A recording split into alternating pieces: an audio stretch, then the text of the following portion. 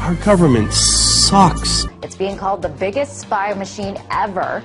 You know it's just going to get bigger. They're just going to use these resources in new ways. To be specific, they show that the FBI taught its agents that they could sometimes, quote, bend or suspend the law in their hunt for terrorists and criminals.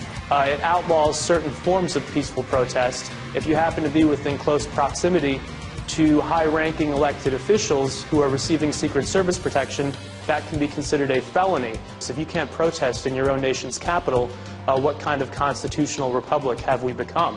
When you don't have the right to protest, you don't have much left. If the government calls you a terrorist, they can kill you, and the rest of us are just supposed to take their word for it. The U.S. government now laying out its legal argument for killing American citizens overseas without a trial. But what about targeting people on U.S. soil? Does that only apply to U.S. citizen that's overseas, or does that apply to U.S. citizen that's here? I'd have to go back. I'm not certain whether that was addressed or not. So that we have clarity here, he is not certain whether it was addressed, whether our government can kill our own people inside our own country. Are you slightly uncomfortable with the idea that the United States president, whoever it may be, can decide that this or that U.S. citizen living abroad is a threat to national security and kill them? And you think that the president should be able to make that decision in conjunction with the folks in the administration, without going to a court, without going to you all, anything? There is a war going on. There's no question about that. He's the commander-in-chief, and there's been guidelines set, and if he follows those, I think he should be able to do it. Just so I understand correctly, are you really saying that in certain situations the president can decide whether it's in the best interests of the nation and then do something illegal? I'm saying that when the president does it, that means it's not illegal. This federal government, this administration says it can kill Americans when they're riding with their children in a car in a desert. That is quite a horrifying reality of how our government functions these days, of how completely out of hand this war on terror has become. So we can kill you anywhere, and we don't have to ask a damn soul about it. So Eric Holder said, okay, you know what, we've been getting a lot of flack for that. I'm going to go to Northwestern, I'm going to clear this thing up. And he did. He gave a speech where he explained that there are no rules. Some have argued that the president is required to get permission from a federal court before taking action against a United States citizen. This is simply not accurate. Due process and judicial process are not one and the same, particularly when it comes to national security. The Constitution guarantees due process. It does not guarantee judicial process. And now a new interpretation of the Constitution where due process is a bunch of guys in the executive branch getting together saying, should we kill somebody? Yeah, let's go ahead and kill him. But the thing that makes it critical here is that the U.S. government unilaterally, without any proof, without any due process at all, is actually pointing the finger and saying, you, my friend, are a terrorist. So the question then becomes, if they get to decide, what makes you question whether or not they can't decide that it's you, or it's me, or it's my neighbor, or my father, or my son? The Constitution says to the contrary. The Constitution says if the government wants your life, or your liberty, or your property, it has to articulate to a jury what law you have violated and prove its case beyond a reasonable doubt to that jury. It's called due process. Without due process, the government could take anything it wanted and kill anybody it wanted. Well, the U.S. Department of Homeland Security, along with the U.S. Immigrations and Customs Enforcement Office, have placed a large and rather interesting order. They've ordered 450 million rounds of ammunition to be made and delivered to them over the next 5 years. All right, so this is interesting because this is not the Pentagon making the order for the military. It's DHS and ICE. And to give you a little perspective here, there are only about 311 million people living in the entire country, so it begs the question, why such a massive order, 450 million bullets? DHS, Department of Homeland Security, consists of the TSA, the Transportation Security Administration, and Immigration Services. This is a domestic law enforcement agency. And to be fair, some people online who don't want to believe what's going on have said that this is just going to be used for target practice, or also it could be that the government is simply stockpiling ammunition because they don't want to get into a situation where there's an ammo shortage and our law enforcement officers don't have any ammunition. And those are both fair points, but that kind of ammo that they purchased from ATK, hollow point ammunition, as you had explained, it's designed to, tear through human flesh and then expand. It's designed to kill people. This is not the optimal kind of ammo you would buy for target practice. It's more expensive and it's more precise. But even if they're burning through 20 million rounds a month to train their agents, this is still overkill. This is still too much. So best is, as you said, they're planning for economic unrest or violent protests or something that requires hollow point ammunition on a wide scale. And they have an open bid right now, DHS, for even more ammunition for 175 million rounds of .223 caliber rifle ammo.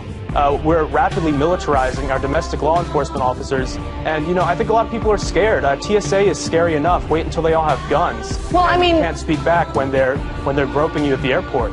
Since 2001, the federal government has spent $34 billion on militarizing our local police enforcement. However, several police stations across the country have splurged on some pretty fancy equipment. The Bearcat 3. This is a 9-ton armored vehicle with bullet-resistant windows, gun ports, tear gas dispenser, loudspeaker, and a battering ram on the front bumper.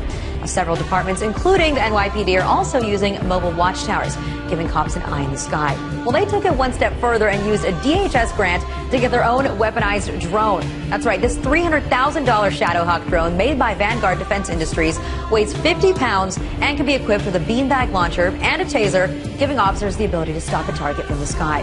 Does the name Shadowhawk sound familiar? That's because they're the same brand that's used by the military in Afghanistan for counterterrorism operations. So why do cops need a tank or a drone? Well, they don't. But if they can get one, then they figure why not. Call me crazy, but these devices need to be left to the military for war situations, not to use against Americans for domestic purposes. And of course, if you throw the words national security or terrorism in there, everyone acts like it's no big deal. Even though these police departments don't need this equipment, they will still use it, and they'll use it for stupid things. Like, for instance, they'll go to they'll raid a party, for instance, right? With a tank. No, but this is happening throughout the country, right? Like, this is a police state. Our police enforcement is militarized, so they'll overreact to stupid situations. And to give all of these agents so much firepower, it really does make you wonder if they know something that the American people do not know about. They're talking about inserting the Army into domestic law enforcement. Senator Lindsey Graham, who supports this bill, says, quote, "The homeland is part of the battlefield, and people can be held without trial, whether an American citizen or not." The government may be preparing for some sort of martial law. We shine the spotlight on an executive order that the White House was hoping that you would never learn about. Now, the president signed the National Defense Resources Preparedness Executive Order. It gives the president the power to control U.S. resources in times of war and peace. Now, this includes, but is not limited to, food and livestock, water, plants, energy, health resources, transportation, and construction materials, and gives the government the ability to, quote, control the general distribution of any material, including applicable services, in the civilian market. This would give the President of the United States the authority to declare, basically, martial law during times of peace. So it's starting to sound more and more like we're getting closer to martial law by the day. Now, while you say that most Americans say that they don't care, they have nothing to hide, I think those Americans would care, might feel differently if it turns out that what the police were doing is illegal.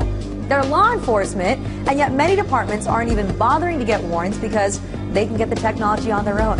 And, going through the court system, getting a warrant, all that stuff is just so tedious. If you're not breaking the law, if you're not doing anything wrong, then you shouldn't worry what the government is doing. Well, I think the average person out there thinks that this is only being used to pursue radical Islam and these terrorist groups, but they don't need a law like this to go after 150 or 200 people. This is being used on tens of thousands, maybe even hundreds of thousands of Americans, where they just go on these fishing expeditions looking for stuff. And, your viewers out there can say, if I'm not doing anything wrong, I don't have anything to worry about. But we've always been told from a young age in school onward that if you're not doing anything wrong, the government in America does not look through your emails. The government does not look through what you're doing. If it's the bad guys, it's those foreign terrorists, then it's okay. It's not like my government would ever do it to me. But guess what? You're wrong, because your government would totally do that to you, and now they'll be able to by law. Some of the things that make you suspicious of terrorism are having food, having more than 7 days of food, missing fingers on your hand, having ammunition, having weatherproofed ammunition, having several guns at your house. That's right. People who pay for small purchases in cash, like coffee or gum, apparently that's a big red flag. Big time. So you should be careful of those that are overly concerned about their privacy. And that is the exact language in the FBI pamphlet. And attempting to shield your computer screen from other patrons, well, that's a sure sign that you're suspicious. We're talking about someone suspected of activities. All right, so despite the fact that there's no relation to any terrorist activity or investigation, the government has decided that they want to keep all that data that they have about you anyway, because you never know when you're going to need it somewhere down the line. But as much as we all want the country to be safe, want the authorities to be on top of it, are we really willing to have the government consider each and every one of us a terrorist? Because you see, that's essentially what's happening. If you look at the language within the guidelines of the NCTC and what it's meant for, it's supposed to receive intelligence exclusively pertaining to domestic terrorism. Counterterrorism officials are now allowed to keep tabs on anyone for up to 5 years, even if they have no ties to terror. And if you somehow think habeas corpus has not been suspended for American citizens, but only for everybody else, ask yourself this. If you are pulled off the street tomorrow and they call you an alien or an undocumented immigrant or an unlawful enemy combatant, exactly how are you going to convince them to give you a court hearing to prove you are not? Do you think this Attorney General is going to help you? And I think that if the average person knew about this, they would be quite upset. I think the average person just doesn't know, to be honest. I hope that they do find out about these grotesque abuses of government power and just massive wastes of money. And, you know, we're more than a decade out from 9/11. We've killed Osama bin Laden. We have killed or detained most of his deputies. So the real question becomes, who are we fighting against? This should be a dinner table conversation. Every American should be asking, should we be spending billions of dollars on these things when people are out of work, when our infrastructure is failing, and when other economies like China are, you know, steaming ahead and we're falling behind? Is this really what we should be spending our money on, spying on our own people and buying ammunition to protect government against our own people? It doesn't make sense. I think the Patriot Act should have been allowed to expire, and it's a huge mistake that Obama renewed it. That America that you once knew. Our government sucks. So we need to wake up and speak out about these practices before every shred of our privacy is gone. America, the greatest losses to our freedom have come not from someone attacking us, but from the government ignoring the Constitution and the majority letting them get away with it. Yeah, we torture. Yeah, we spy on you. Yeah, we do all of this, but it's no big deal. Get used to it. You know what? We're not going to get used to it. People should not be afraid of their governments. Governments should be afraid of their people. When the people fear the government, there is tyranny. But when the government fears the people, there is liberty.